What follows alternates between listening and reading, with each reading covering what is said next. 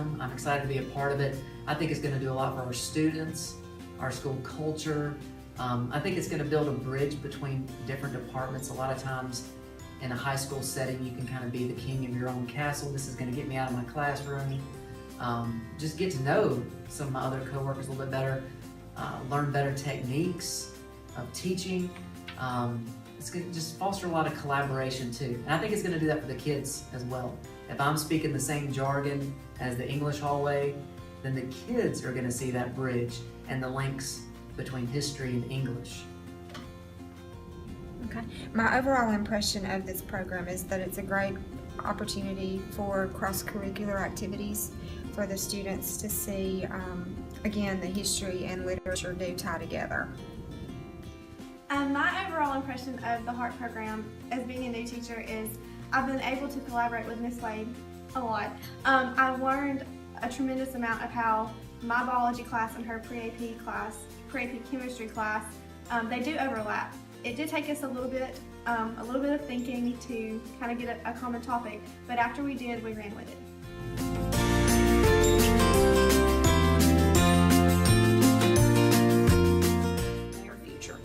I think that seeing how different reading strategies were incorporated into the different subjects opened my eyes.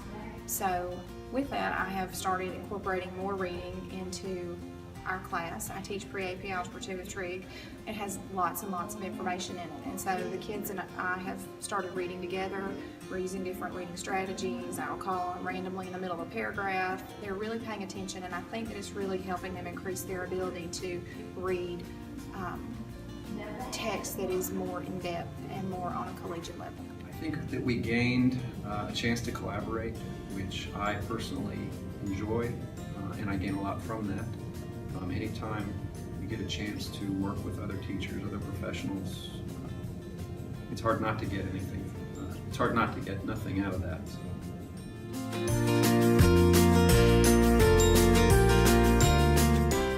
As far as the impact that this program has had on myself and Anna, and even the faculty as a whole, the big picture that I can see later on, it's really opened my eyes to the fact that some of the things that we teach, we're teaching the same concepts just from a little different perspective. And I think the students can really benefit from my teaching a topic and saying, do you remember in biology when you did this, and just kind of building on what she did. So with Anna and I collaborating with the biology and the chemistry, she has them in the 9th grade, I'll have them in the 10th.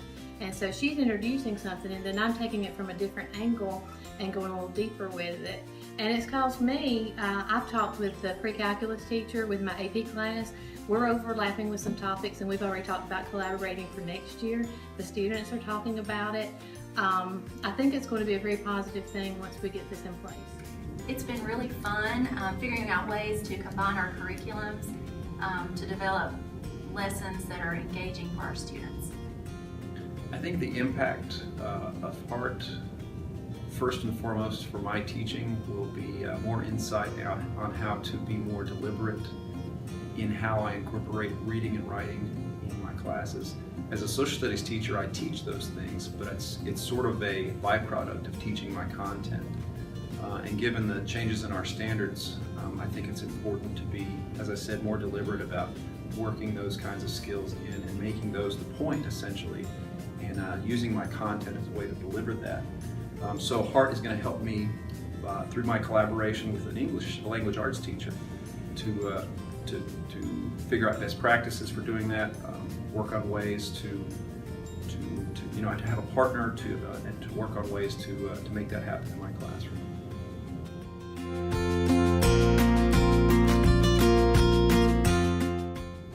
Our common topic is going to be Thoreau and Transcendentalism.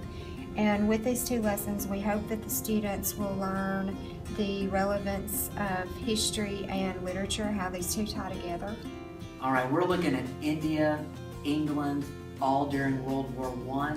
I'm going to kind of give the historical context to that. How is India going to deal with England's control over India, then the conflict of World War I, just giving that broad brushstroke there. And then on the English hallway, we're going to look at some correspondence by Gandhi and what kind of persuasive techniques he used in that correspondence.